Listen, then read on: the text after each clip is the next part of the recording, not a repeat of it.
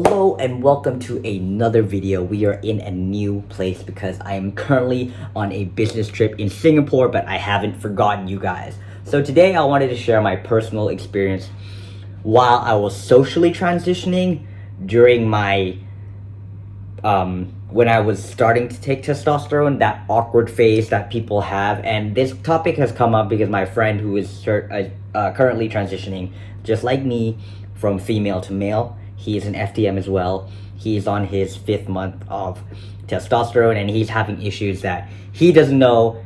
He can't go to both toilets. And Thailand is not a gender neutral country yet where you have shared toilets like a lot of countries. So I wanted to share my personal experience, especially what it is like in my country, in Thailand. I know a lot of different countries have a lot of different cultures and social cultures. So I wanted to share my experience so maybe it can help you guys as well. So my most strangest period in my transition was during my 4th to 6th month, because during on the 4th month, my voice, for me personally, my voice has kind of gotten significantly lower, and I kind of looked like still a girl, but still kind of looked like a prepubescent boy. So when I would go to the toilet, I would have to go to the female toilet and they would give me looks. I go to the male toilet, they would also give me looks.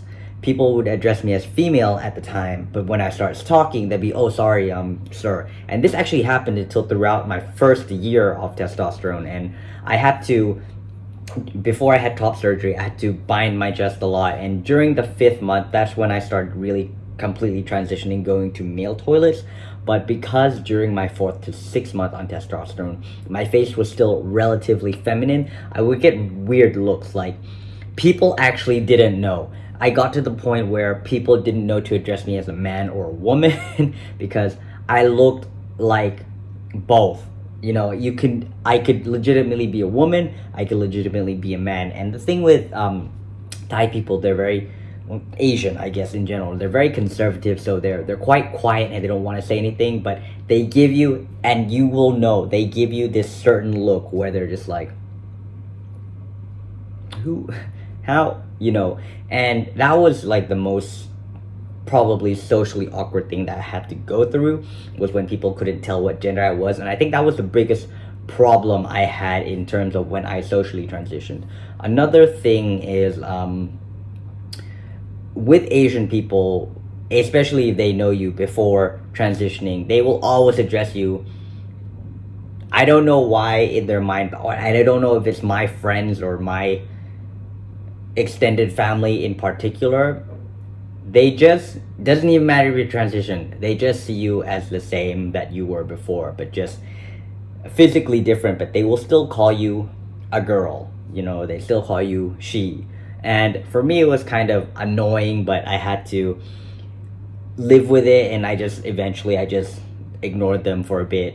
And whatever they wanted to call me, they call me, because for them, it's just like, I knew you as this person, so I will always address you as this person, despite your pronouns. Now, to be honest, me, I personally really don't care about how people address me pronoun-wise. The only issue I have it in a social environment is just when my friend or my sister, which she's completely changed now, they would refer to me as a she, and then people would be like, "But hey, he looks like a guy." Like I said, I don't care that people will call me a she.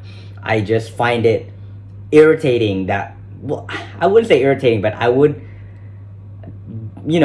get that confused look from the other person being like, "But I don't think she's a she," so then I have to go on. It's more like me, it's more like, this is what I don't like. I'll tell you what. It's the social awkwardness of when you meet people and you're not that close to them, and you don't feel the need to tell them that, "Hey, I'm transgendered," because you're probably just meeting them because they're friends of your friends and you don't think you're ever going to see them again. I don't feel the need to share that, "Hey, I'm a transgendered man." It's just, I see you, you see me, and then we're acquaintances, we never see each other again. But when it comes to my friends who are just like, "This is my she friend," and then they be like, and then I'm kind of forced into the situation where I have to not come out, but I'm forced into the situation to be like, oh, I'm a trans man, and I have to tell them my story to them, and then they get intrigued and then they want to know. Or some people just are completely off put by it and just kind of like, okay, that's enough type of thing. It's more of that, okay. And I just, like I said, if I'm not getting close to them, or if I'm getting to know them, or if I already know that it's just an acquaintance that I'm never going to meet them again, I don't feel the need to overshare that. And in my personal experience, that has happened a lot, especially when I was in my third or fourth year in transitioning, because my sister will still refer to me as, this is my sister, and then people would be like, I think you're, and then I would have to introduce myself to my sister's friends, who I don't think I'd ever see again, and be like, oh, I'm transgender. Now, they were very kind about it at the time, and they'd be like, oh yeah, you're so brave and this and that. And the thing is, it's not a brave thing to transition, you're just being yourself. It's nothing to be ashamed of. It's just you, and the way you present yourself. So those were just some of the uncomfortable and awkward situations that I have to go through. And for the obvious why it's uncomfortable sometimes, because some people can ask really invasive questions like, how do you do it? What's down there? Did you cut down there? Do you have all the surgery? Did you fully do everything? And sometimes you are not obligated to answer the questions that are way too invasive and the questions that you don't want to answer. So I hope this video helped. Share down below some stories or some awkward situations that you have, because I want to know as well. So if you like this video, please give it a thumbs up. Please subscribe if you are new, and I will see you in the next one.